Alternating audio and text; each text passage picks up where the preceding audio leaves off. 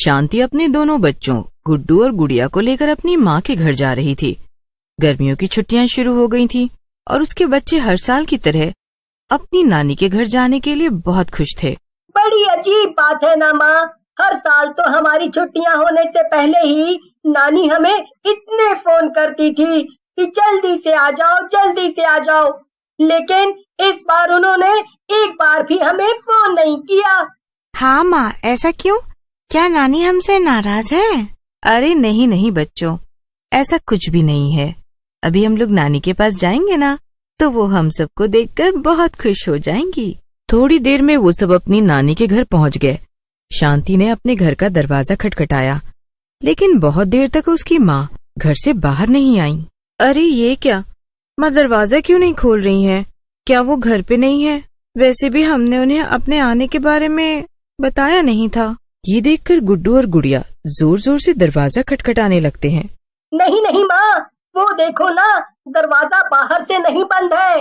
अगर नानी कहीं गई होती तो यहाँ ताला लगा होता। इसका मतलब कि वो अंदर ही है। थोड़ी देर में उनकी नानी बाहर आ जाती है। वो शांति और उसके बच्चों को देखकर खुश नहीं होती हैं। अरे माँ, मैं कब से दरवाजा खटखटा रही थी, मगर आप खोल ही नहीं रही थी। क्या हुआ? आप सो रही थी क्या? हाँ, मैं सो रही थी, लेकिन तुम लोग यहाँ ऐसे अचानक क्यों आ गए हो? अरे हम तो आपको अचानक आकर सरप्राइज देना चाहते थे। अरे नहीं, ऐसी बात नहीं है। वो मेरी तबीयत कुछ ठीक नहीं है, इसलिए। अब दरवाजे पर ही खड़ी रखोगी या अंदर आने को भी कहोगी माँ? इतना कहकर शांति और उसके बच्चे घर के अंदर आ जाते हैं।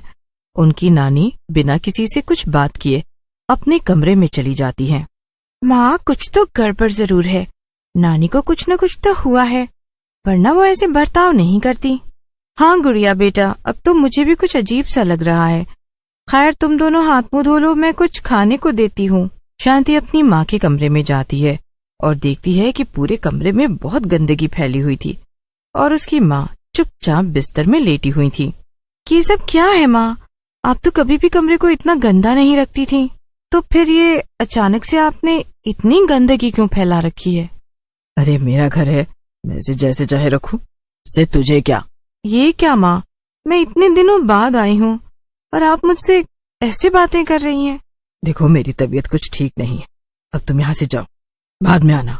तो माँ आपने कुछ खाना नहीं बनाया है क्या?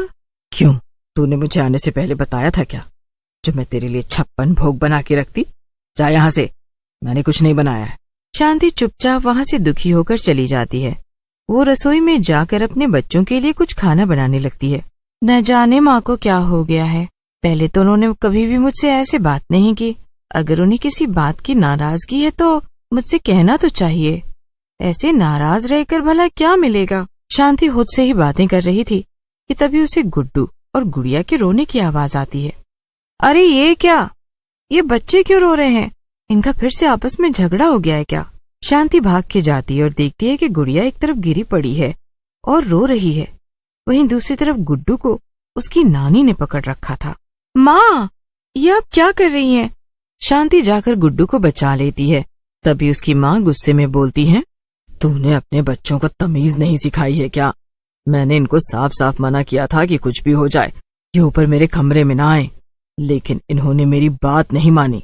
अरे माँ, तो वो तो बच्चे ही हैं ना, उनसे गलती हो गई, आप उन्हें ऐसे मार क्यों रही हैं? लेकिन मुझसे जबान मत लड़ा, ये मेरा घर है और जो मैं कहूंगी वो ही सबको मानना होगा।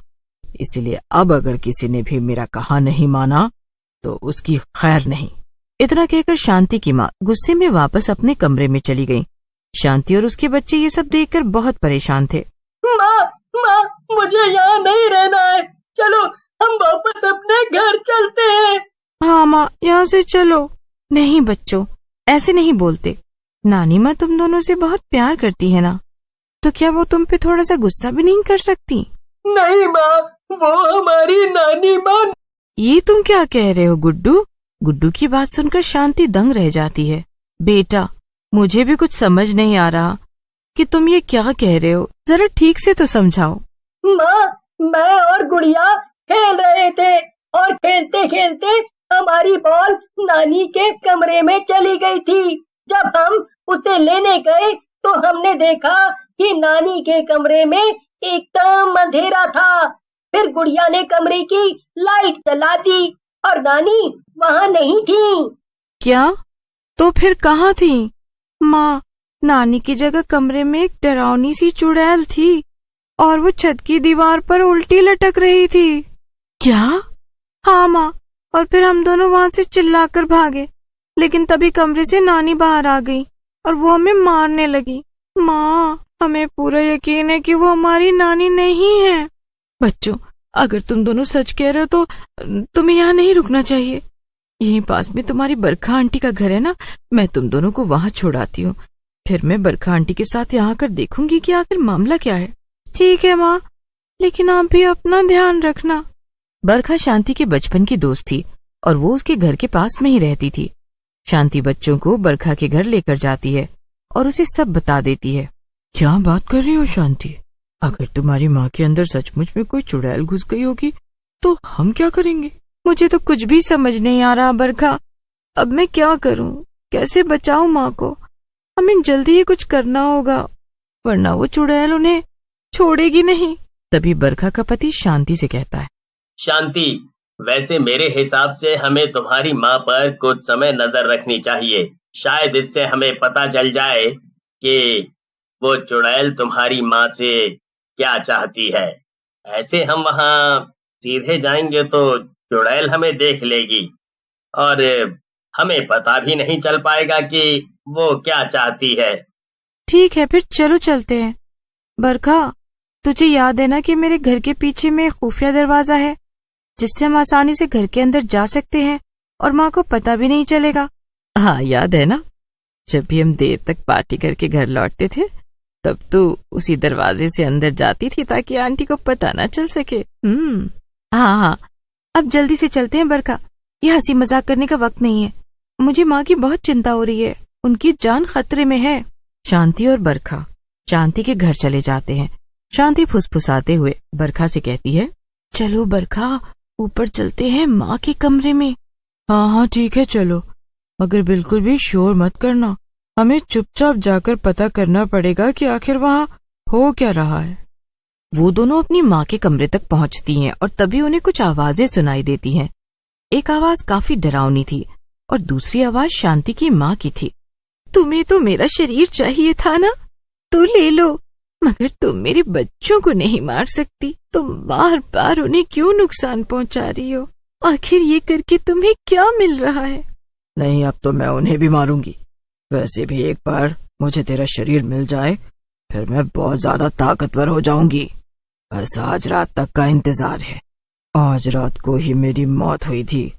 अगर आज रात को ठीक उसी समय मैं तुझे मार दूं और तेरा शरीर ले लूं, फिर मुझसे ज्यादा ताकतवर और कोई चुड़ैल नहीं होगी। जैसे ही शांति ये सुनती है, वो दरवाजा खोलकर अंदर पहुंच जाती है और अपनी माँ को रोक लेती है। नहीं माँ, तुम खुद को नहीं मार सकती। हम मिलकर इस चुड़ैल से लड़ेंगे, लेकिन तुम खुद को कुछ मत करना। तू और मुझसे लड़ेगी? तेरे जैसे इंसानों को तो मैं एक पल में मसल सकती हूँ। चुड़ैल शांति को हवा में उड़ा देती है, लेकिन तभी पीछे से बरखा का पति आ जाता है। उसके हाथ में एक बड़ा सा डंडा था। वो उस डंडे के सहारे चुड़ैल को जोर जोर से मारने लगता है। थोड़ी ही देर में बरखा का पति चुड़ैल को इतना मारता है कि वो वहां से भाग जाती है। ऐसा करने से शांति और उसकी माँ उस चुड़ैल के चंगुल से आजाद हो जाती हैं। बरखा, अगर तुम और तुम्हारे पति आज नहीं होते तो आखिर मेरी माँ का क्या होता? मैं शायद उन्हें हमेशा हमेशा के लिए खो देती। और तो और ये चुड़ैल मुझे और मेरे बच्चों को भी मारना चाहती थी। तुम्हारा बहुत बहुत धन्यवाद बरखा। और सब कुछ पहले जैसा हो जाता है। गुड्डू और गुड़िया भी अपनी नानी से फिर से मिलकर बहुत खुश थे।